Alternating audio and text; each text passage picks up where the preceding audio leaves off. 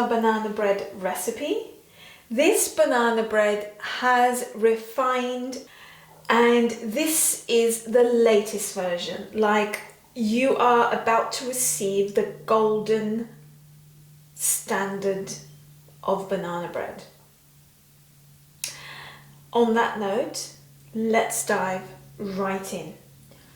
So, what you're going to need is super ripe bananas. So either you're going to use 3 like larger ones or 4 sort of small ones. Now, the first thing we're going to do is peel the bananas, chop them in there, and then I like to use my hands to squash them, because I'm going to need to go and wash my hands afterwards. But what you want to do is squash the bananas. It's like a really creamy texture.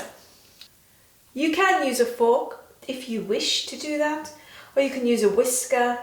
I like to use my hands with this.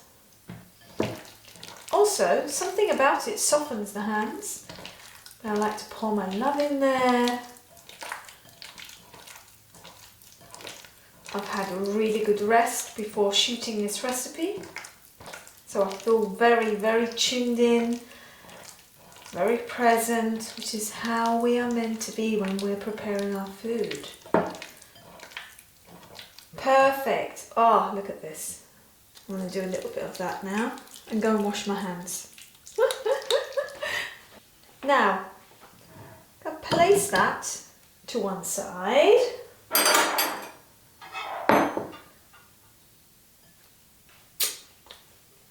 I'm going to bring another bowl out, because now we're going to beat our eggs. Remember, one of my secrets and prompts, the magic of baking is to beat the eggs vigorously, like really go for it. And you can use a blender. I like to really stay old school with this. I like my hands and using a whisker. 3 eggs, nice golden farm eggs, and we're going to beat the eggs as vigorously as possible.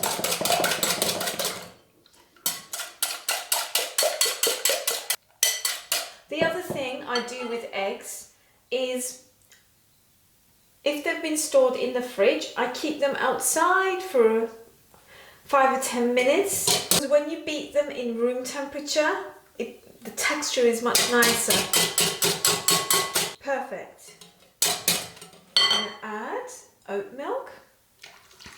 As always, for the final recipe, go down below. Sometimes I change things in the moment. I'm always refining my recipes. I'm always tweaking them. It's like there's always something that tweaks and refines. So for the final recipe, go down below. And if I come up with a new version, I'll record and share it with you. And with the nut milks and oat milks, you really want to invest in the ones that are made just from oats and water and sea salt, none of the nasties that they put in them. And then we are going to add 1 tablespoon of lemon. What's lemon doing in banana bread?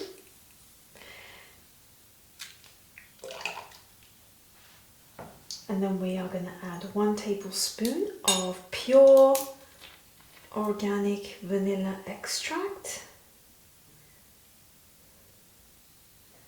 Ooh, I need to get a new one.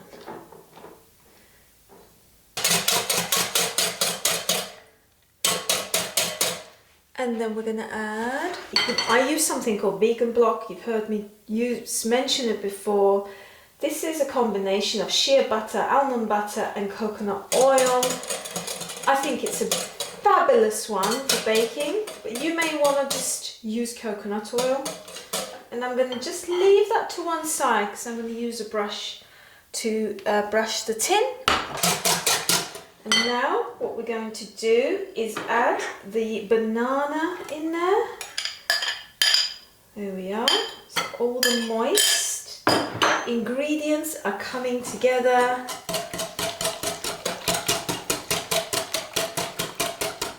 I can smell the vanilla, I can smell the lemon. Really blending that in. Woo! Excellent. Now we're going to add our dry ingredients, and I'm going to begin with some sea salt. I have 8 buckwheat flour. I'm not going to give measurements. I always put the final measurements below in case I tweak things. And oat flour, organic. The oat flour is whole grain. It's gluten-free. It's really sort of full of fibre, and it gives a delicious texture to cakes. It makes it really soft and creamy. Buckwheat is a little bit more, I would say, towards, it has a glimpse, just a glimpse of bitterness to it and dryness to it. So it's a bit more hard in terms of like the final result. So I like to combine these. So what I'm going to do is combine the buckwheat and oat flour in here. I'm also going to combine the baking powder, cinnamon, ground cinnamon. Oh, this is like a really high grade, ethical, quality cinnamon. When you read about it, it's actually quite lovely to sort of read how they invest back in the land and everything goes back to the farmers. But you want to play with your fingers when you're adding your spices and take a moment to smell spices, because spices activate different parts of the brain, activates different taste buds, because we have 6 tastes, and therefore has messages to different organs. There's this whole dance of harmony and messaging going on with different tastes and different spices. And so I refer to these as like the super intelligence of food, the medicine of food. So you really want to look into the quality of what you're investing in, who you're investing in, because you can get different grades. And this spice, this cinnamon, is just so special to me. It's beautiful. It tastes sweet and like really intense.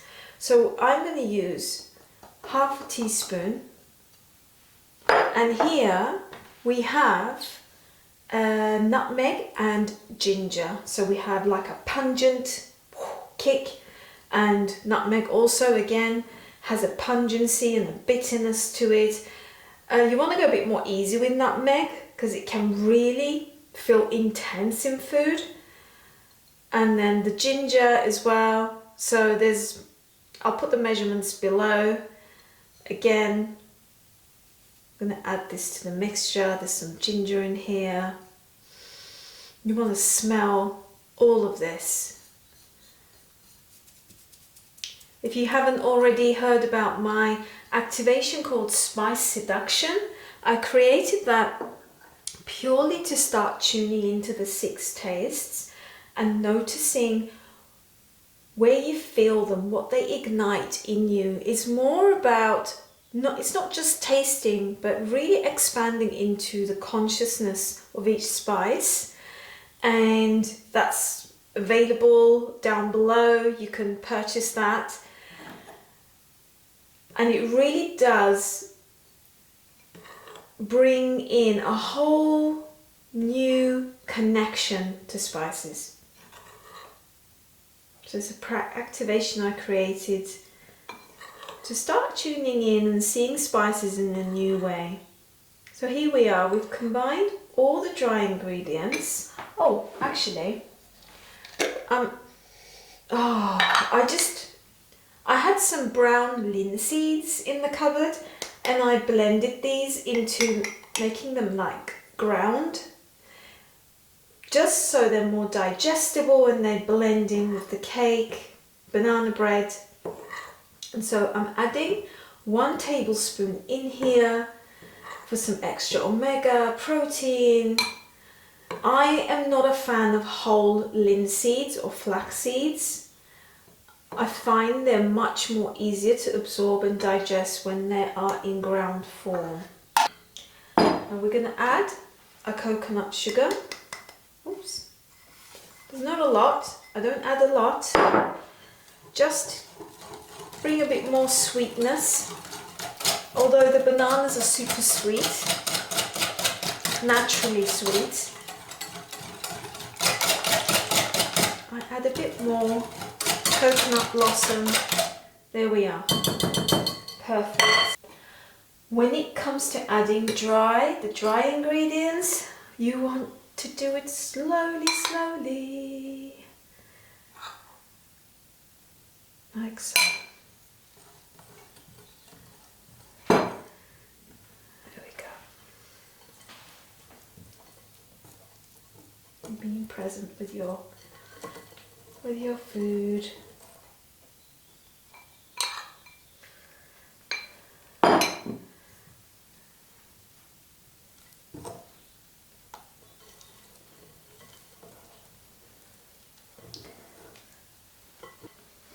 Finally, there we go.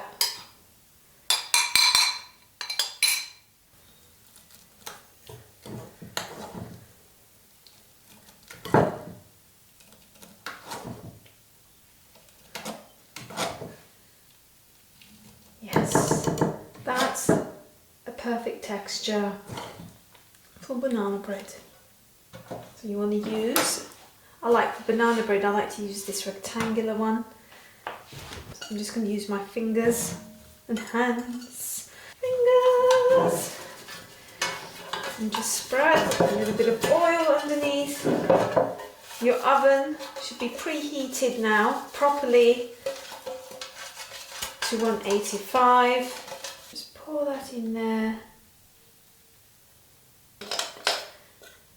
I have made many banana bread versions and this one is my favourite. Now, turn that way and I'm going to bring out walnuts. There is something divine about walnuts and bananas. They go so well together. You can use different kinds of nuts. You can use almonds, you can use pecan.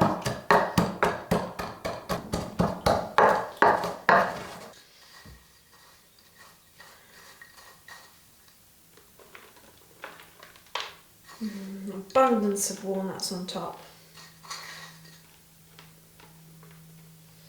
For decorative, just so my spirit genes and energy is in there. The energy of carob is, reminds me of so much beauty. A natural sweetener, and it decorates the top. Looks appealing to the eye. But just a tiny bit. This is ready to go into the oven. I'm heating my oven now because my oven makes a noise and it spoils my videos. And so you want to heat your oven as the first thing. Drives me crazy. Ooh, ooh.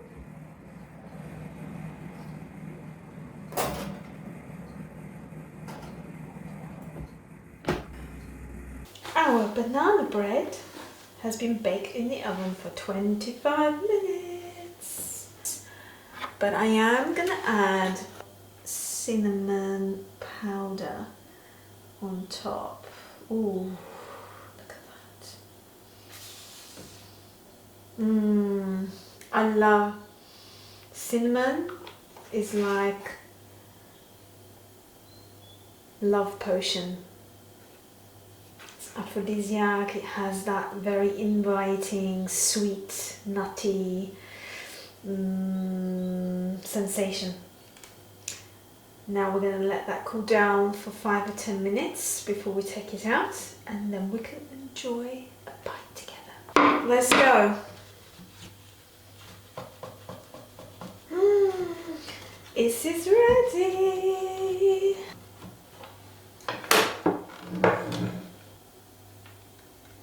Ta-da. Let's try. Perfect texture. Smells absolutely divine. Let's taste. Oh.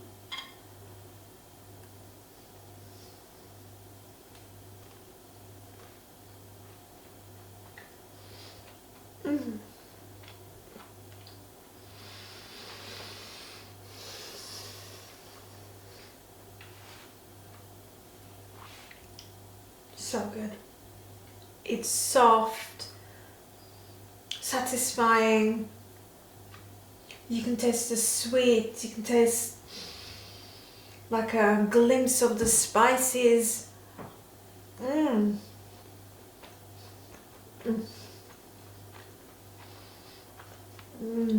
Delicious, nutritious. If you give this a go, let me know, and stay tuned for more videos. Wherever you are in the world, have a wonderful one. This is divine.